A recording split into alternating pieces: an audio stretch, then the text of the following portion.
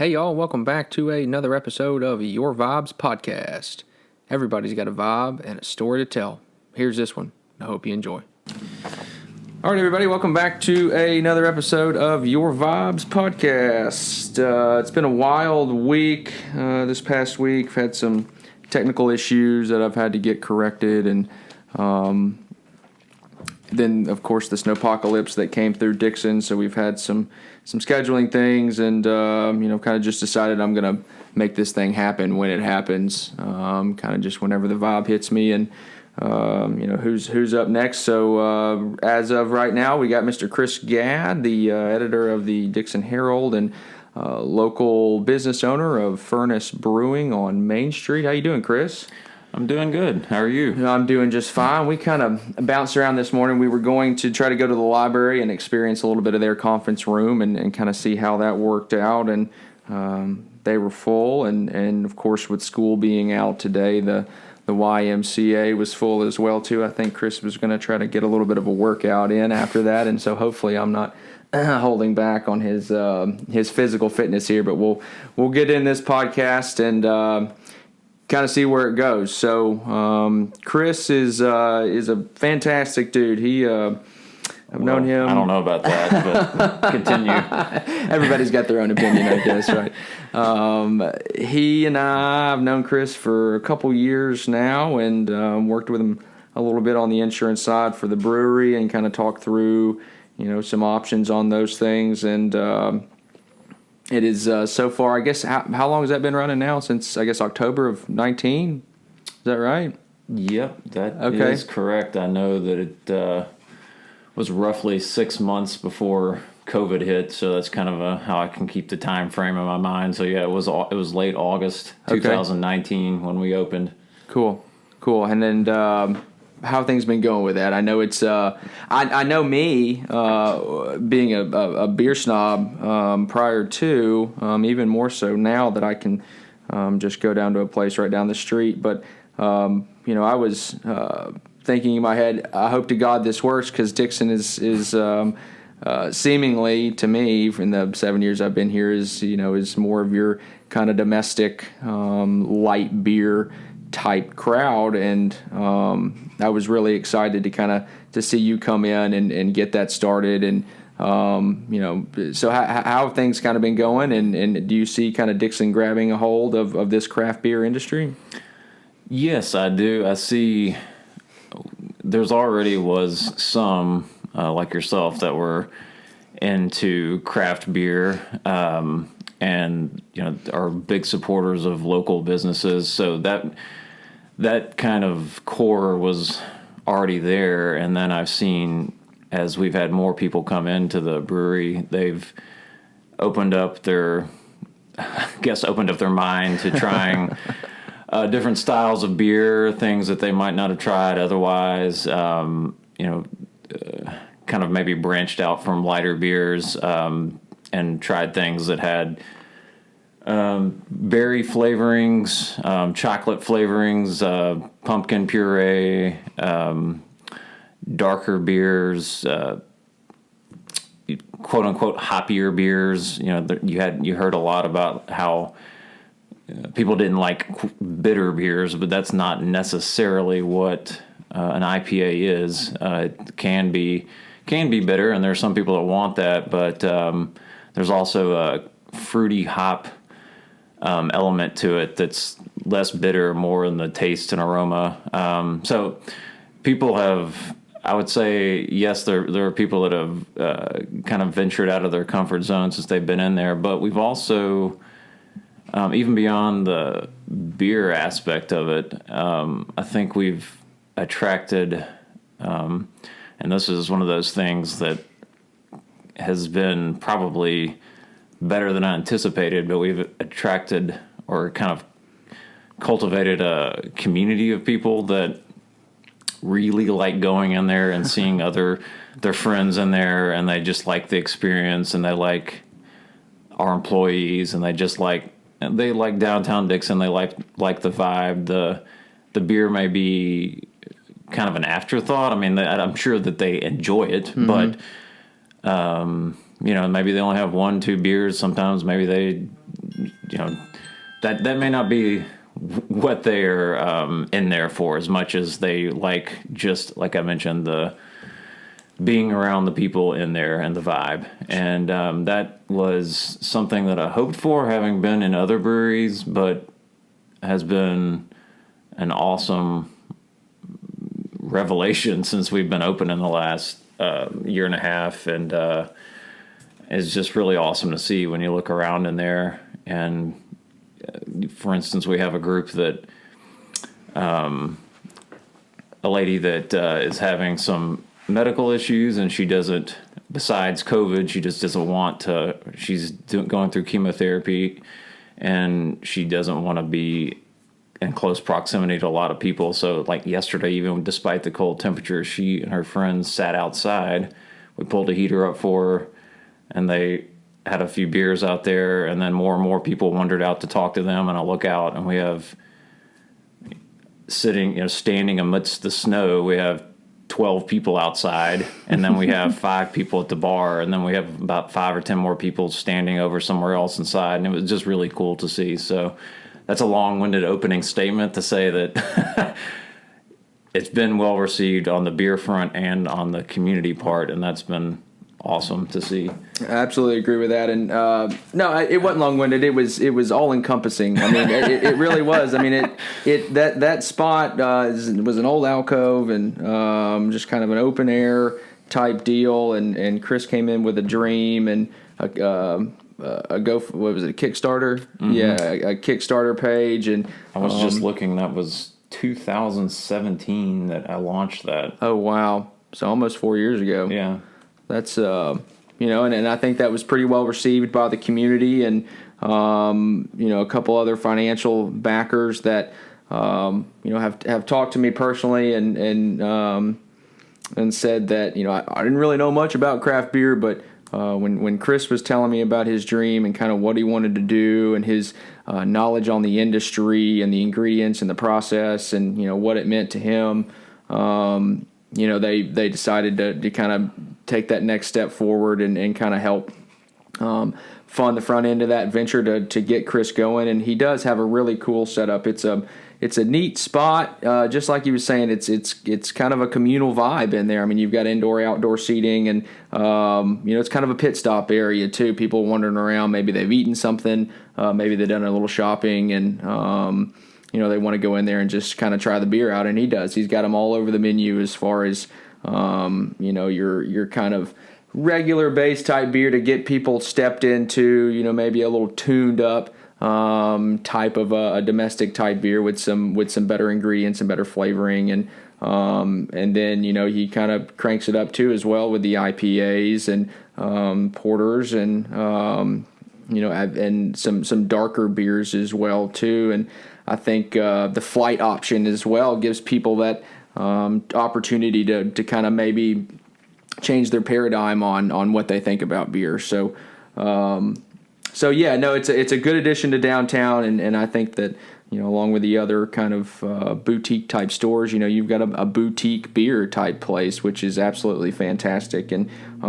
just a great addition to the entire north to south Main walkability. I mean, it provides another option for people to do, and shameless plug, I host the trivia night there, and Chris allows me to have a mic and get wild for a little bit, but he does. There's a regular crew that comes in there, is very supportive, not just on Thursdays, but other days as well too. And I've had many people come up to me and tell me that they do little brewery tours, or they just saw that there was a brewery in Dickson, and coincidentally, I guess they came on a trivia night and ended up playing, but they've come from, Gallatin and Mount Juliet area, or Nashville, or Clarksville, or places like that. I mean, they're coming from all over, and I think that's just kind of an industry standard almost, is that there's a mob of sorts of craft brew snobs that really do enjoy going in and experiencing the environment and the beer and everything as well too. So yeah, that's kind of where Chris is at, and I guess we'll take just a little step back, and you can go as deep as you want to, or as long as you want to, just kind of on you and your vibe, and where you came from, and kind of how you stepped into the role of the editor of the Herald, and then we can kind of play off that a little bit. So, just starting back whenever you want to, as far as kind of your heritage in Dickson and where it's gone since then. Well, so I was just noticing that here in about 4 days, I'll have reached my 14-year anniversary as the editor of the Dickson Herald. Wow. And I actually, so that was what brought me to Dickson originally, was to be the editor of the Herald. Oh, wow. I worked at the newspaper in Memphis. It was actually that's where you're originally from? Yeah, I'm originally I'm from the burbs of Memphis in Bartlett, and I worked as the editor of these appeal newspapers that are part of the Commercial Appeal. They were little suburban weekly newspapers that were attached to the Commercial Appeal. They came out, like I said, once a week as part of the Commercial Appeal, and they were sent out based on, like, I was the editor of the Cordova Appeal, Bartlett Appeal, Collierville Appeal. I think those are the three. All of them at the same time? No, at different times. Okay. It was roughly about a year at each. And then after doing that for 3 or 4 years, I saw the opportunity to be the editor of the Dickson Herald, and it was part of the Tennessean. So was there just like a job posting, or, I mean, how did that come about? Yeah, there was. It was. I think it was indeed like Career Builder or Monster or something like that. And I was just. It was a different type of editor position. There was a little bit more of your traditional editor in this job when I first got here than what I had done previously. It was an opportunity to. It was a new opportunity. It was there was more to it. I could, be a part of the Tennessean. I had not actually been to Dickson other than maybe to drive through before the job interview, and then I came here and actually I met another editor at the Tennessean who interviewed me. She interviewed me on the phone, and then she interviewed me when I got to Dickson. And I was really impressed with Dickson when, you get off the interstate and you see that there's a lot going on here. Sometimes small town is tossed around, but, and obviously there's more going on, even more now, and we can talk about that later. But I was immediately impressed with it, really impressed with the community. So at that point, got a U-Haul set up, put a U-Haul trailer in the back, hauled my vehicle here and started. It was February 26th, 14 years ago. And at the time, we still have the same building in downtown Dickson. And, of course, things have changed at the paper and just in the journalism industry. But we had a general manager, we had an advertising director, I was the editor. We had a staff of 2 reporters, a part-time person, and a part-time photographer. We had a advertising design department. We had 30 some odd people that worked at the Herald. Again, times have changed, so that was how I remember starting out. And again, immediately just met the Reagans, met Alan Reagan. Those are some good people to read right off the bat there, yeah. He kind of gave me some overview of the Dickson history, gave me some tips on things, just really helped me kind of figure out things around the town and the county, and I'm forever grateful for that. And it just it was, you think you're prepared for this kind of thing, but sometimes you just learn as you go, and there was a lot of that. at that time in particular, there was a lot of, and there's some of the, I miss a good part of this, but there was a lot of, someone brings in their bushel of gigantic sweet potatoes that they want you to take a picture of, or their this huge watermelon they grew and they want you to take a picture of it, or they call you up and they got these sunflowers that have grown and they're just enormous, and those kind of things. Like, obviously, as I mentioned, things have changed a little bit, so we don't have as much of that, but you never really knew what the day was going to bring and who was going to stop at the front office there. But that's kind of just the general overview of what brought me here, and then just the first few years. Yeah. So you've been doing it for a while now, and we're doing it a while before that as well too, in a different town. And I'm sure that you have seen some wild and crazy things, and have had to write and maybe do a little digging on some wild and crazy things. So I guess here in Dickson, since you've been here for 14 years, what's the wildest thing you've ever had to report on, or something that was just kind of out there? Wow. There have, like in any town or city anywhere, there's always some unique characters that show up with stories and or just are the story, and of course there's been some more tragic things that have happened that have Sure. been major, but as far as just kind of bizarre,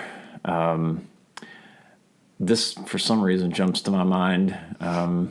There was a lady, I think it was about 5 years ago, and man, I hope she found this cat by now, but she traveled through I-40, got off to, I can't remember the details of why she was going through or where she was going. I think it was from west to east coast, but had a cat or two, got off at one of the hotels to stay the night. Something happened where somehow the cat got out, maybe it was the cleaning crew, and she desperately looked for that cat for, I don't know, the day or the morning or something, but I believe she was trying to get somewhere in a certain amount of time, and so she had to leave.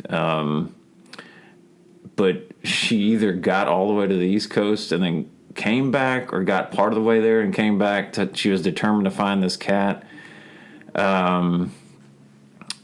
And it was, the cat's name was like Peanut or something. And I wrote a story about that. And, because this is one of those situations where someone stops at you get a call that someone is out down at the front desk and they're upset and they're crying and they're desperate to find their cat. And so, yes, I crafted a story about that. And I remember that I don't know if she found the cat or not, but I know that the next day or so, Michael Curcio, I talked to him for something else, and he jokingly said, "Chris, that was your finest work on Peanut the missing cat." But that's just one of those. I know there are so many more like that. Are there any? I know Dickson's kind of got maybe the White Bluff area on the White Bluff Screamer. I mean, have you had anybody call in with reports on that monster running around out there, or anything wild in Montgomery? No one's called in, but yes, I wrote about the White Bluff Screamer. So I talked to. Do you think it's real? Man, it seems to. I want it to be. I know it's tied into the Werewolf Springs thing, and maybe. So I don't know. Maybe I want it to be as well. Tony England is the White Bluff historian that gave me the lowdown on the White Bluff Screamer. So if someone wants more White Bluff Screamer intel, go to Tony England in White Bluff. He's your man. That's it. Or you can go hunting yourself, just walk around. I don't know if there's like a mating call for this thing, like people walk around with Bigfoot and yell out and see if they can get a response. But, if anybody out there is feeling adventurous and wants to do that and see if they can track down the White Bluff Screamer and report back on it, I'd be happy to have you on here. But So 14 years. I'm sure that, and for reference, I've been here for almost 7 or 8 years. So I really enjoy kind of picking people that do play a pretty crucial role in kind of the overall workings of Dickson, and Chris being the editor of the Herald. He's had his finger in a lot of stories, and we were just chatting before about all the county commission meetings and planning, zoning, and kind of all the foundational operations to the meetings and the gatherings that the decision makers have here in Dickson. Chris is typically present for those things and present enough to pay attention and write an article on it. So all these little puzzle pieces that are coming through, all of these kind of commission and planning meetings and chats with maybe the mayors or other business owners around town. There's some changes going on, and we chatted a little bit with Jason Pilkington on it last episode or a couple episodes ago, just as far as what they're doing for this controlled growth and where he's seen it change and where he sees it going. So kind of typical format of this show is to really highlight not necessarily just the good things about Dickson, which there are an infinite amount seemingly having these conversations, but also some things that could use improvement or change or maybe throttle back on a little bit with some things. So you having your finger in kind of these puzzle pieces for the past decade and a half almost.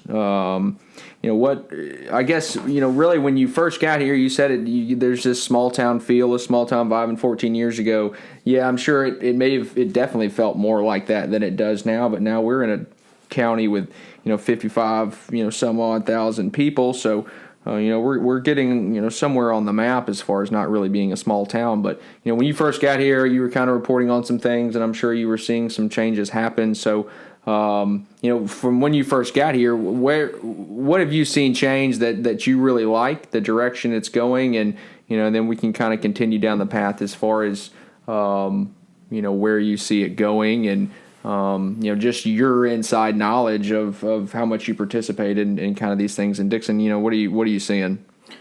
Well, one thing that I've seen, and I know this is not an super original thought, but and I believe Jason mentioned this, is the downtown Dickson growth. I know that in 2009, that's when the first grant, I think, kicked into, or the first grant and revitalization work kicked into gear, as far as I think it was 1.2 million was the first grant that the city received, which they had to match these grants, but in some capacity, it wasn't near that amount.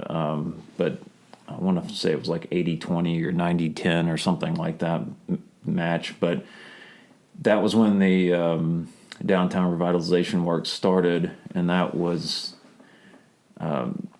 just having seen how that has helped out other small towns revitalizing their main streets. That was something that I was really impressed with and was really interested in, and I know that a lot of other people were, and I know it took a lot of hard work to get there. I know the mayor and the downtown committee and Brian Reagan, from what I understand, also David Shepard played a role in helping that to happen at the state level. And, it took a lot of hard work to get to that point, but I distinctly remember the groundbreaking at that City of Dickson seal there at the Fuzzles Alley and Main Street. And so that had been there for a while. They put that down there when they started the grant?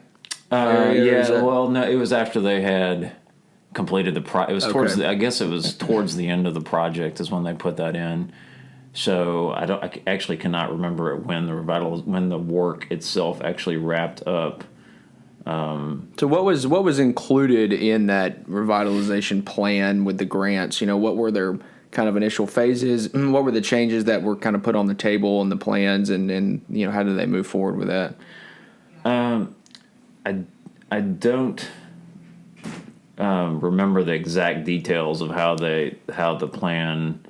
I know that I believe it was something that the Mayor Weiss really wanted to have happen in downtown Dickson, and he got a committee of people on board that really wanted to see this happen.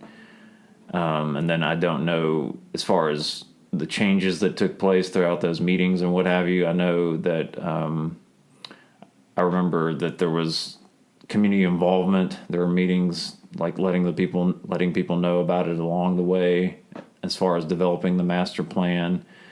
And then, again, I know the state at the time, I believe it was the biggest grant the state had awarded for such a thing. And I think maybe Jason mentioned that too during y'all's conversation, but, the idea was larger sidewalks, new street lights that were something that was more pedestrian friendly. I remember that being a part of it. And I know that there was some kind of resistance to it a little bit also, because the sidewalks there was a lot of work going on, and some businesses downtown weren't necessarily the biggest fans of it at the time. But I think once it was done, like House Blend experienced that whole change, and I think that once it was done, that and even beforehand, there was many that realized it was probably for the best. But I have no doubt now that they are reaping the benefits of it, and I'm sure that I don't know what the whole overall plan was, but I'm thinking that, like, at the very least they wanted to get North Main and South Main done. Mm-hmm. And then as they kept applying for these grants, they kept thinking, well, we'll expand this downtown area, and the city keeps being able to make a really good case for getting more grants, because they can show on their applications, it passes the eyeball test as far as you can see what's happening downtown. It's growing. It's working. Every whatever yes, it is, yes. yeah, it's working. And you're seeing, like we keep saying, is you're seeing these businesses come and stay. And the walkability from North to South Main Street is incredible with the stops that you can make and the things that you can do as well. So I guess maybe expanding out from the Main Street downtown area, I know, and just a little bit, I know that they were trying to kind of maybe encompass that Main Street, as well as maybe a little bit of some of the surrounding neighborhood, into a historic district at one point. Do you know if that's still a conversation at the table, or have they kind of put that to the side for now? I know that they've reached a certain level on, and this is going to be Jason Pilkington with the city is going to know this immediately, but I know that they've reached some kind of downtown status level. I don't know if it's historical or something just slightly below that. Because I remember they had a meeting several years ago when they first really started talking about doing it at the Clement Rower Museum, and they brought in this analyst, per se, I guess, this business development analyst, and I'm sure that you were there, but there's a large crowd of people, and there's pros and cons to it, which I fully internalized and really had to kind of think about. But one of the biggest kicker to me was the rules and regulations and requirements as far as what you could and could not do in the event that you wanted to change something. Especially during a time period of expected growth and anticipated growth, and you want to be welcoming to new businesses. Dickson as a whole, you're not talking about downtown Franklin, which is Williamson County is one of the top 10 richest counties in the United States kind of deal. You really you can't be too terribly selective, or exclusive, I guess I should say, with who you want to come into your main street, so long as it kind of fits the big picture. And I think that historic district that was talked about, I did raise the question, at the meeting, ask the guy the same thing I just said, as far as what are your feelings on a downtown growth operation, and then you're now implementing these building code regulations as far as the material you can use and how you can build it in order to keep it within that historic district type of definition. And his answer to me was, it's kind of counterintuitive almost, is that yes, it is great if you kind of already have a little bit of an established downtown and some flexibility and maybe some businesses with the wherewithal to abide by such codes and regulations to stay within that definition. But in the case of Dickson, you really need to be a little more flexible on kind of how you allow people to operate. You want it to, you don't want things to be, crazy in the builds, or, they've obviously got to fit within a certain box as far as, how and what they can do. But to further narrow that down, I think could potentially be a little bit of a burden on the town. But kind of expanding from there out, I know that, we're kind of tapped out in the industrial park, and having a couple things come in, and we're just and I think it's kind of been hammered on in the past couple episodes that infrastructure is going to be key as far as our expansion and some rezoning type things, and advertising for these new and larger businesses to come in, and they can't really do it right now because we don't have the infrastructure or the space. So what are you seeing in that area as far as Jason mentioned a little bit of it, but I like to kind of get other people's perspective, because people can kind of get in their own cocoon a little bit as far as what they're seeing and where they think things are going. So as far as kind of the expansion of Dickson County, and the things that are being done, planning for 5 years down the road, or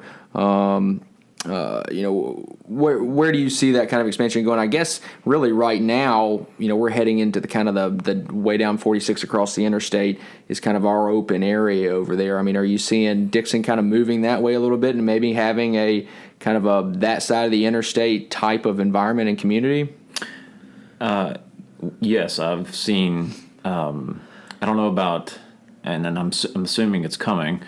I haven't seen a lot of talk about industrial complexes yet. I've heard, and I'm sure you have too, your rumors about this piece of land could be this thing, or this piece of land could be that thing in that area. I have seen, or I know that there are some more additions to the health complex going on over there next to TriStar Natchez, their medical park over there. I know that there's some additions that are going to be made over there. And I've seen I know that there's, on kind of a smaller scale, some businesses that, like Dickson Graphics, I believe, someone has bought their property that's currently there, and they're going to move maybe across the street down 46. But I do see a lot of movement in that area. But there's, the car dealership that opened up there recently down that way, and it just, like you mentioned, there's open space there, and it's right near the interstate, and it makes sense that it would be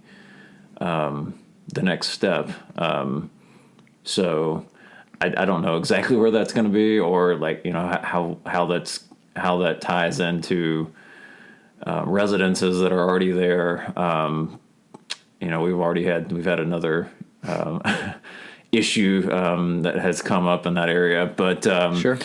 So, but that makes sense, and I've seen. I feel like as we've written stories about things that are being developed, I've seen more in that area.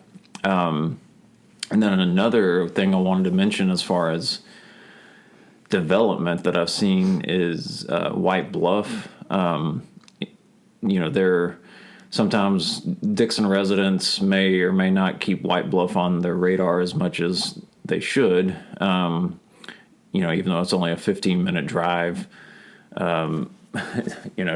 east of it to White Bluff, but there's been a lot of growth in that area.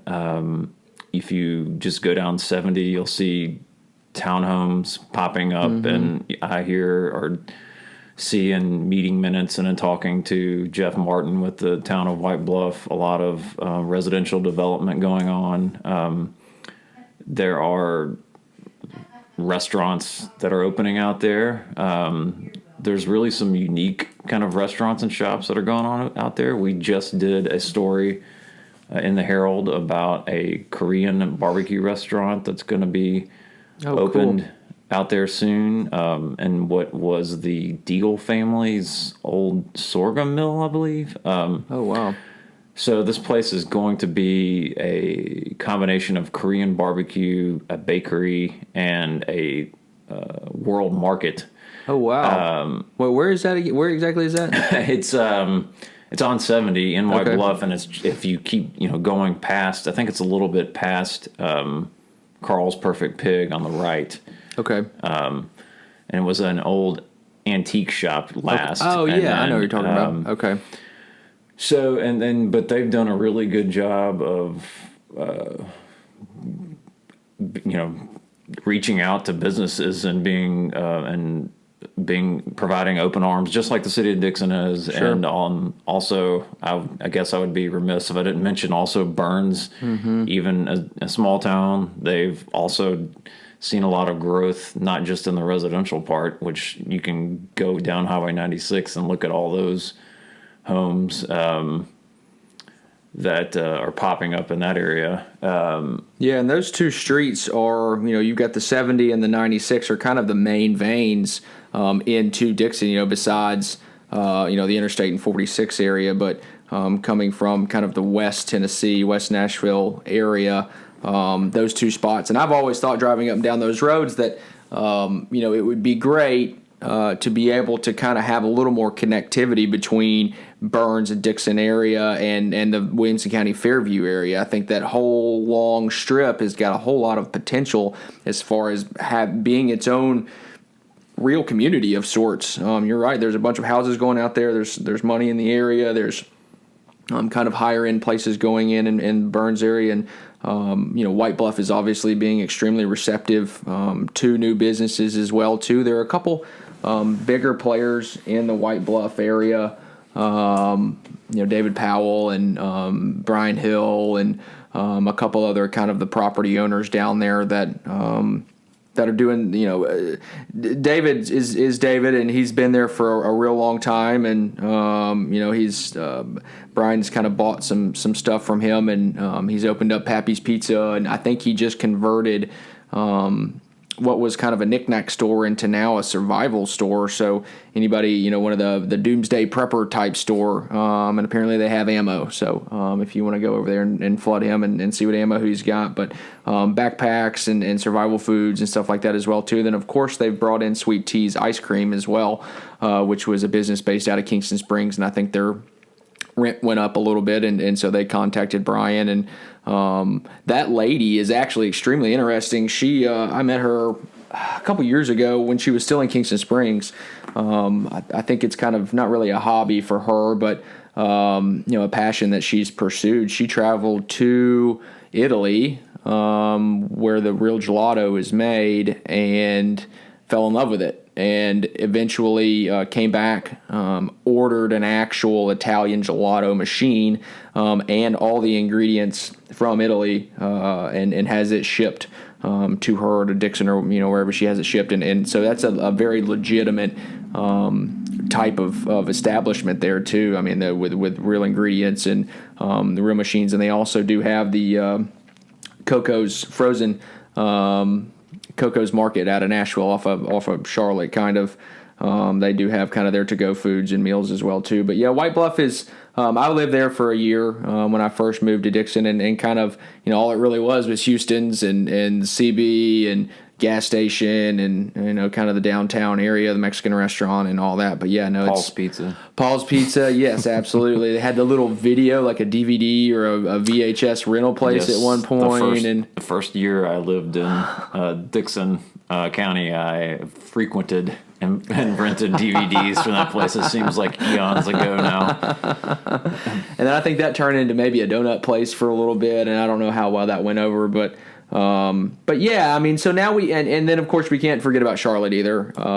Charlotte's a staple, I mean, if you come to Dickson, you've got to go at least see Charlotte. I mean, it really seriously is a downtown square. Like, I mean, it truly is. It's an actual square and or circle, or there's a centerpiece and then your businesses and your offices and your bank and stuff kind of around, and that really does have kind of that Mulberry type feel to it with the white picket fences and everything else. But they've just added the new Justice Center as well too. I mean, this just massive complex that they've come in and done a fantastic job with that. So from what you're kind of seeing and maybe hearing, and maybe some stats you're seeing come in, what are you seeing as far as kind of people moving here? I mean, are you talking to any kind of new residents or coming across any stories as far as why people may be moving out here and kind of what those numbers look like, and maybe where they're moving from at all? Do you see any of that?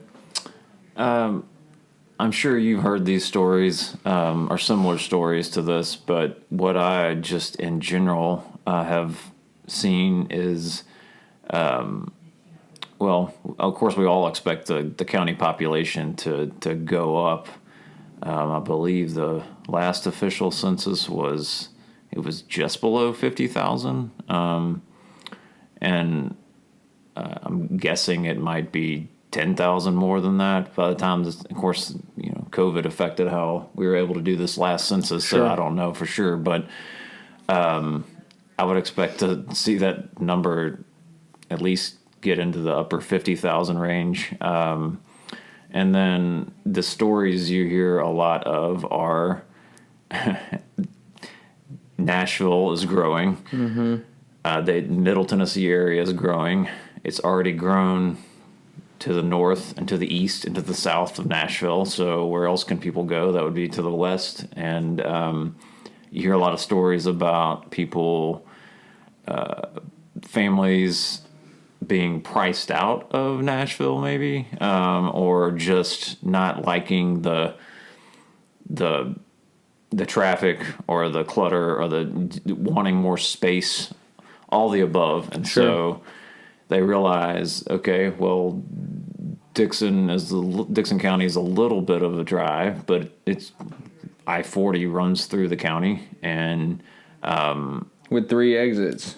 Yes, yeah. And that's a lot of what I hear is that I can get this house with more land at a better price, and that's part of the draw to Dickson County is what I hear a lot of. And the other aspect is, of course, with me seeing this a lot in downtown Dickson, is they just fall in love with the place. Mm-hmm. They, especially if they live within, I don't know, 15, 20 minute, 5-minute walk to everything. They are just content. They just like the vibe. They like being able to have most everything within walking distance, and then you just drive down the street to Kroger or Walmart, and that's a 5-minute drive, and yep. They like all those aspects, and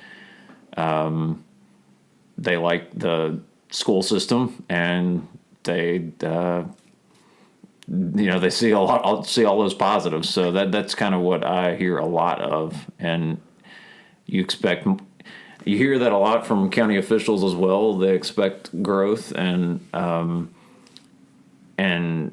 assuming that we're going to see that pick up steam even more in the years ahead. And so that, again, that's just what I've heard a lot about. Sure, yeah, and I don't, COVID it obviously affected everybody, and but it didn't seem to slow the growth anywhere really. I mean, it the economy stayed the way it was, for a while, and, individual businesses suffered and people as well too, with them not being able to go into work. But those that were involved in the expansion and the building and the idea planning, that didn't really slow, in my mind, too terribly much. I think things kind of kept pushing forward as far as where people wanted to see things go, and putting money into those projects and pursuing those and pushing forward as well too. And I think you're absolutely right as far as people just falling in love with it out here.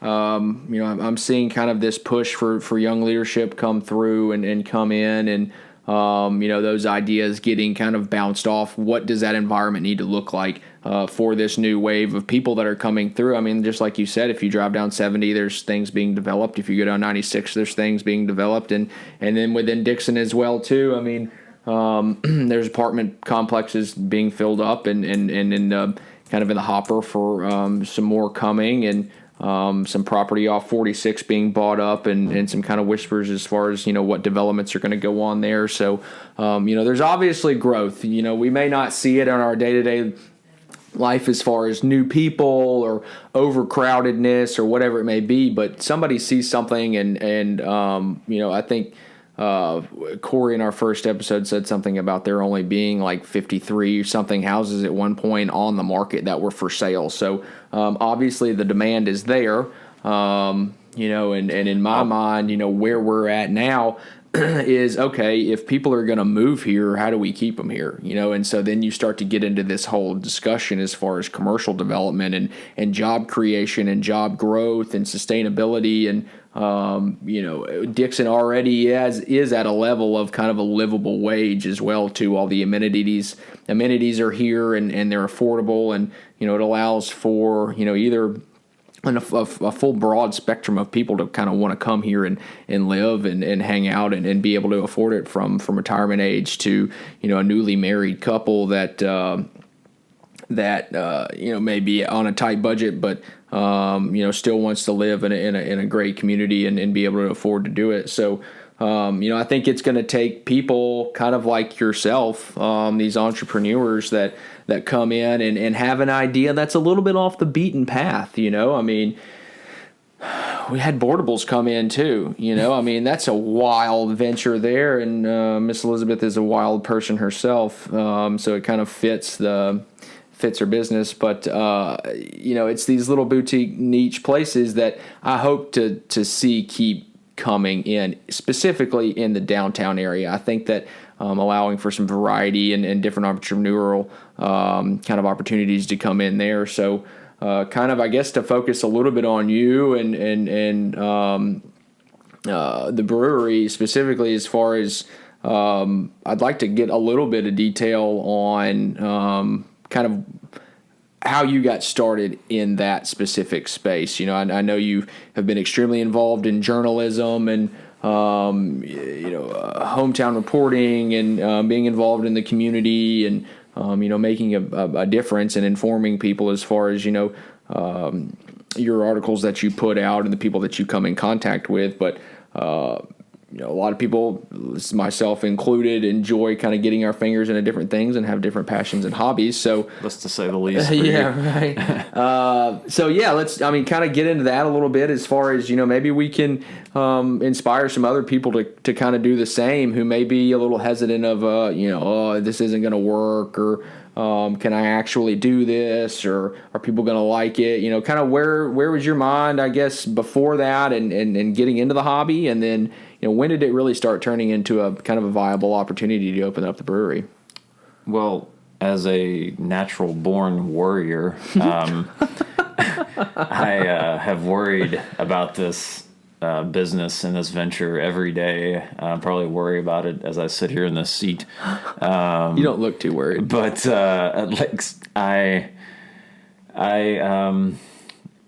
there does come a point where you have to question your own sanity, sure. And then you just decide, I'm not going to be able to be okay with myself if I don't do this thing. Mm-hmm. Now, I understand certain people in life have certain things going on, and they for whatever reason, they can't do it. They just can't. But if you have the means, which I did and did not. I had some means. I kind of made a roadmap on how I could make this thing happen financially.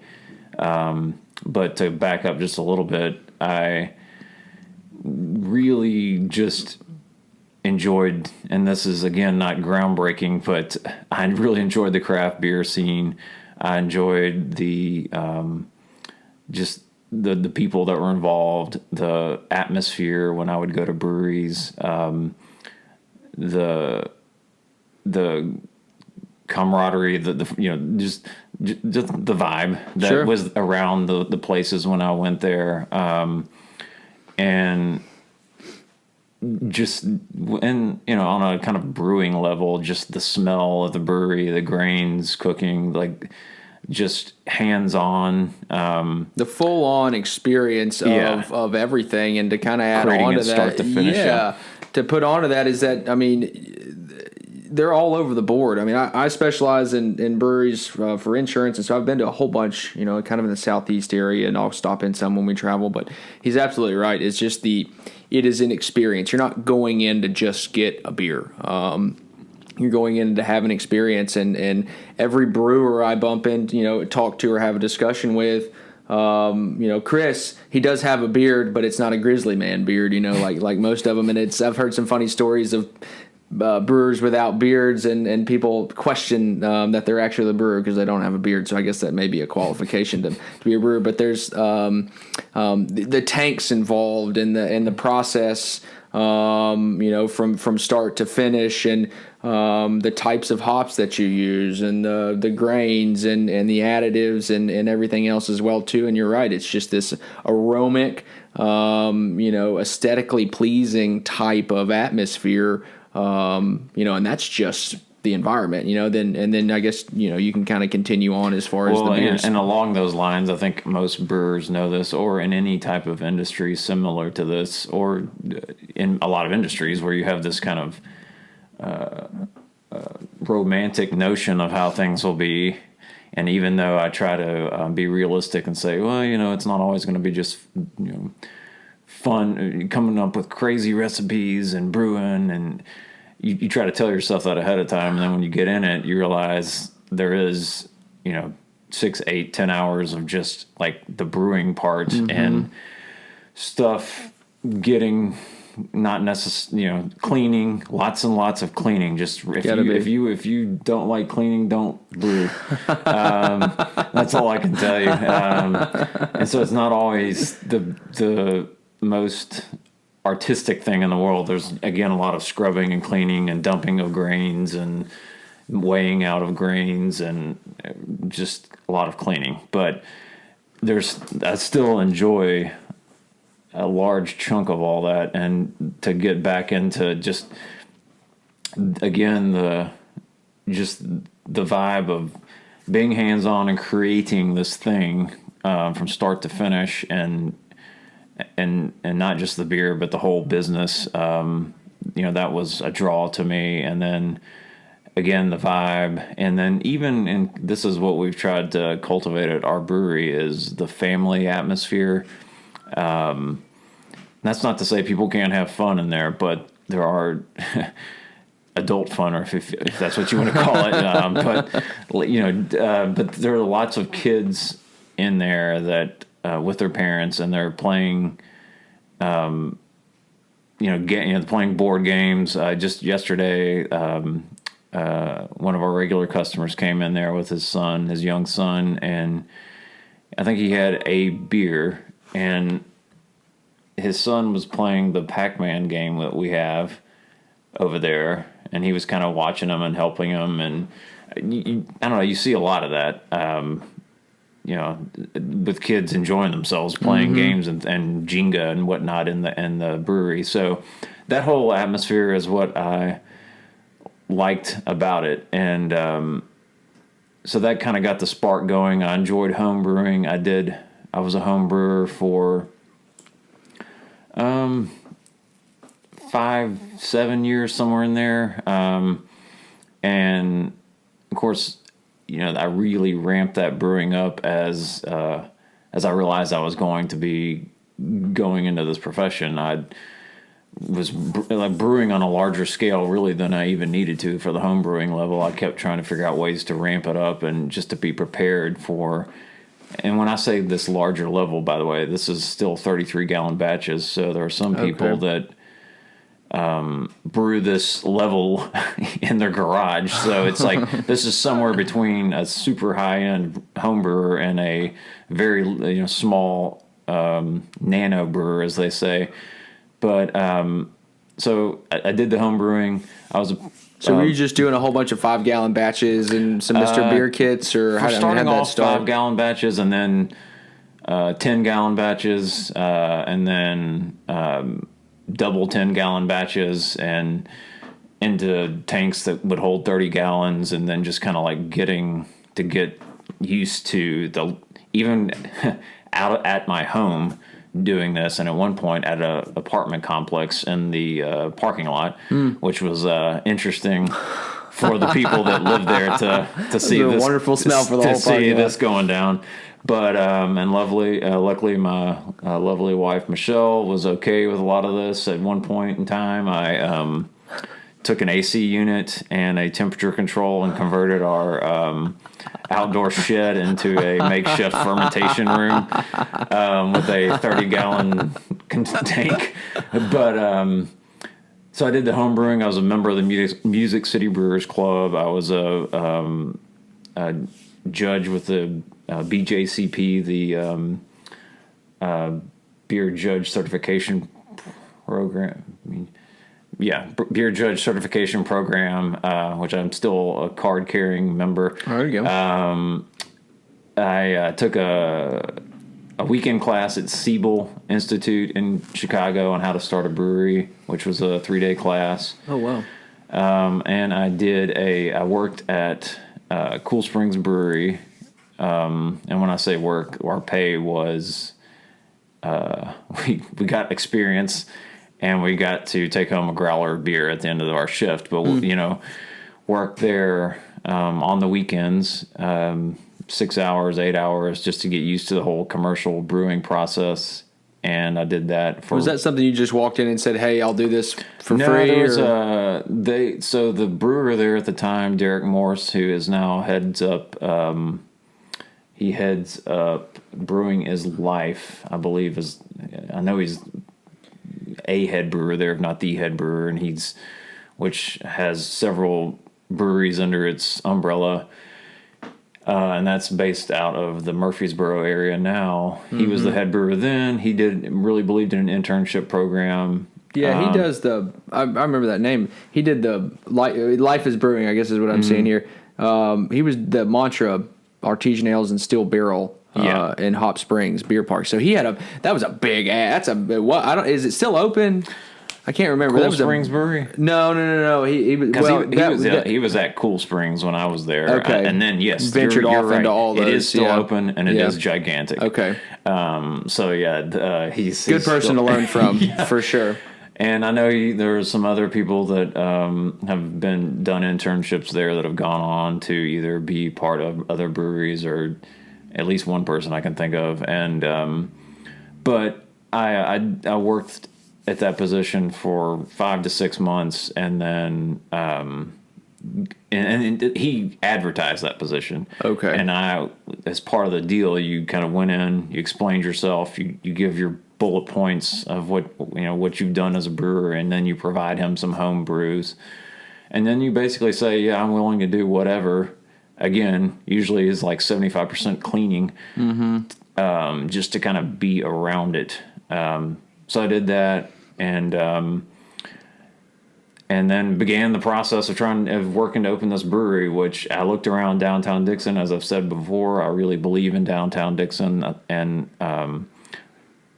at some point, my wife and I decided we'd focused on downtown, and then it became a point of where are we going to try to put this thing? And, as a dreamer for these kind of things, you look around and think, oh, that would be really cool for a brewery, or that would be really cool for a brewery, or that would be really cool for this or that. But then ultimately you start to look at how much money I have, and you look at how much money it's going to take to make it happen. And then you kind of, in my case, settle on a space that It's essentially not a building. It was a pavilion, and then we built structures onto it where we could brew and have a tap room and restrooms and that kind of thing, and renovated it. And shout out to Ethan Levine as the architect on that, and Devin McCree as the contractor. Both local boys too. Yeah, that's another good thing about it as well too. I mean, you used mostly local people for everything. I tried to in every case, and so it settled on that space. And then I will say that just having those kind of awesome people and helping me made me realize, like, when you see an architectural rendering of something, it is amazing how much more real it becomes than just kind of envisioning it, Sure. you know? And then it just working with TriStar Bank, which is awesome, and Jeff Barber there, and then working towards getting a federally backed grant, or not grant, a loan, as part of the TriStar loan, which has been a process. If you're not, especially in this business, if you're not prepared to go through months and months of working out a business plan and getting licensing and going through a lot of Question and answer. yes, question and answer. Because in this case, we yeah. just finished this loan setup, which TriStar has been awesome, but this other project, which to no fault of their own, it just is what it is. We worked with MADC. You know, it's been about 2 or 3 years getting it all complete. So it just takes time. It doesn't help that there's a pandemic going on at the same time. Sure. But so it as I mentioned before, 2017 is when I started the Kickstarter, which is a social, an online funds raising platform, and people jumped in. Like, essentially, you set a goal for the amount of money you want to raise, and then you offer rewards for that and for people's contributions. And we had quite a few people that contributed and showed their interest in the brewery, and that also, right out of the gate, let me know before we'd even started construction on it that people were interested in this, and it kind of helped build a fan base, I guess, if you want to call it that. Mm-hmm. But it took roughly 2.5 years from when that Kickstarter launched. And even if I go back through my emails, I believe I had some emails with Jeff Barber in 2015 or 16. So that just lets you know it takes time. The process is not short. It's not easy. Yeah. It's grueling, and as you can tell by Chris's story as well too, proximity is key. And really involving yourself in something that and I've brewed a batch. I've got another 5-gallon batch sitting and waiting for some free weekend time to brew another one, but and it's not a cheap venture either to get involved in, with the ingredients and the equipment, and how do you value your time? Where are you going with it? And so there was some real dedication, as you can tell, to really kind of get this thing going. And I think that that shows not just with you, but other people around Main Street as well too. And so you've dove in, you've been open year and a half, 2 years, year and a half now, and fantastic bartenders, great staff. I know that Jody on Thursday nights for trivia, we average anywhere between 30 and 45 or 50 people, depending on whether it's winter or summertime, and sometimes even more. And Jody, she runs that show, for the most part. And I don't know how in the hell she does it, but everybody's satisfied, and as well as Brittany and the other ones that he's got in there as well too throughout the weekend. And I guess originally it was just Friday, Saturday, Sunday kind of deal, and then you expanded into Thursday. So you added a day there.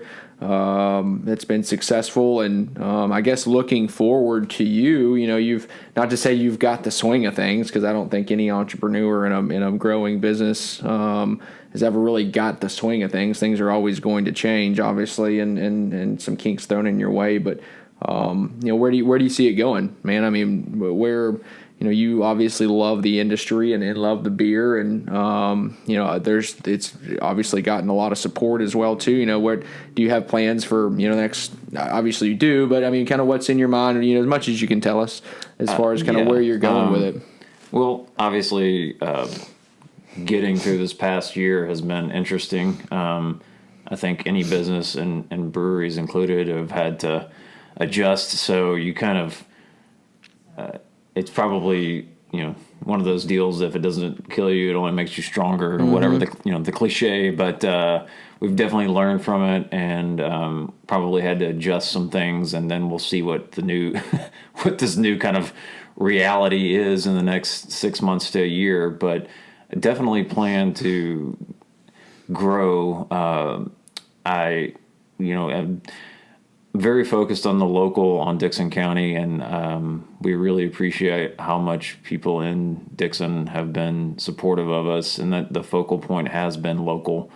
The little flight trays that we use are in the shape of Dickson County for people to sample their beers. A lot of the beers we've named them around things in Dickson. So I'm not definitely not at the point where I'm ready to conquer the world, so to speak, and expand in that level. But more probably more distribution within the county to local restaurants, having kegs on tap, which is going to take some expansion or more, just a lot more brewing, and some other little things as far as additions we can make to the brewery. But definitely want to, in the next year, 2 years, 3 years, expand and have it reach out further in Dickson County, and be able to produce more beer at a time, and some other things. And I think those opportunities, like I said, will present themselves as things kind of hopefully normalize. But I also am really, as I mentioned before, happy with what we've created, and I think that I think that as the growth in downtown Dickson continues to happen, and in Dickson County, we'll probably see more customers in the tap room in Dickson, and so that's what a lot of where my focus is. But I do want to get more of our beer out into the rest of the county at restaurants, just so people will know that may not even be aware the brewery is there, or for people traveling through and stopping at restaurants and see that there's a local beer on tap. Mm-hmm. And then one other thing, the plan is to start canning our beer soon. Cool. But not like canning and putting it in stores, just canning and selling it in 32 ounce or 16 ounce cans right there on premises, to kind of ease that's one of those things that COVID has made you realize is filling a growler isn't the biggest pain in the world, but it still does take someone taking growlers in, or buying a growler and then waiting for it to be filled. And the idea with the can, even though you can fill the can right there when the customer comes in, the idea is to have the popular beers already canned and waiting in a cooler for them to just be able, someone can pull up, park, go in, grab a 4-pack or a 32 ounce can or whatever, and leave, and just ease that transition. So that's one of those things where, as we've become more in the past year, where we wanted to get in and get out of places that,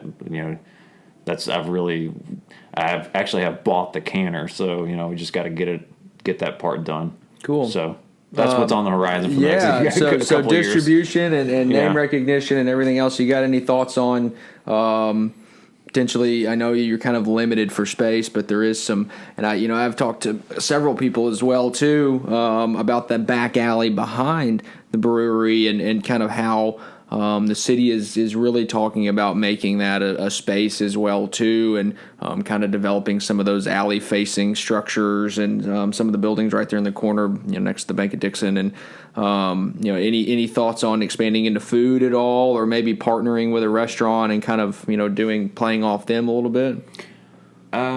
We've thought about adding an item or two to our menu. And I'm sure where there's all kinds of partnerships that we could do, and probably will do and should do more of. I know that we've worked with boardable where Elizabeth has brought in some beer cheese and made some little boardables, and we gave them out one night. And we need to do. She made the beer cheese out of your beer, right? Yeah. Yeah. We need to do more of those kind of things, and I'm sure that we will. I know that, and that's one other thing I wanted to mention is we do have a menu, and people do like some of the things on the menu: the meat and cheese plate, the pint of bacon. Mm-hmm. But we have a lot of people that bring over Xander's pizza and eat it in the brewery, and we have a lot of people that bring over Ginger's, or they bring over Back alley, house blend, whatever is around the area, and we're fine with that. As we're trying to be good neighbors and be kind of laid back with our business model, and like I said, we try to have a good community type feel in there, and so all the downtown businesses have been awesome to work with, and it's all kind of been, to use another cliche, is like there's been a lot of synergy. Cool. With all the downtown businesses working together, particularly back alley. Justin's been awesome. So yeah. No, and that's great. Yeah, I'm glad you mentioned that too, because there's a lot of people that do, where can we get some food? Well, they don't really understand that they're allowed to bring food in there. And before trivia, it's always funny, the aromas of smells, because everybody always gets their food. It starts at 7, and I walk in there about 6:30, and people are typically eating. And you're right. There's ginger hibachi on the table, and then there's a full pizza on the table, and then there's some Mexican, or some barbecue on the table, or some Mexican, or something like that as well too. And it just kind of adds to the environment, and allows people to kind of get that full downtown experience, really, just in that spot, and then have some great beers as well too. So cool. Well, thank you for taking the time, man. I mean, Chris, thanks for inviting me. I do not like to talk about myself. But, that was one of the texts he sent me. He said, "You're probably making me do something I don't like doing the most." So I do appreciate you hopping on the mic and telling us a little bit about you and kind of where you came from in your role and the brewery as well too. So for those of you that have not been to the brewery, go. It is some fantastic beer, a wonderful environment. There are board games there. There's one of the oversized Jengas. There's a regular sized Jenga. There's Pac-Man games. And then of course the walkability just kind of within that proximity is great as well too. I'm there at least once a week, if not more.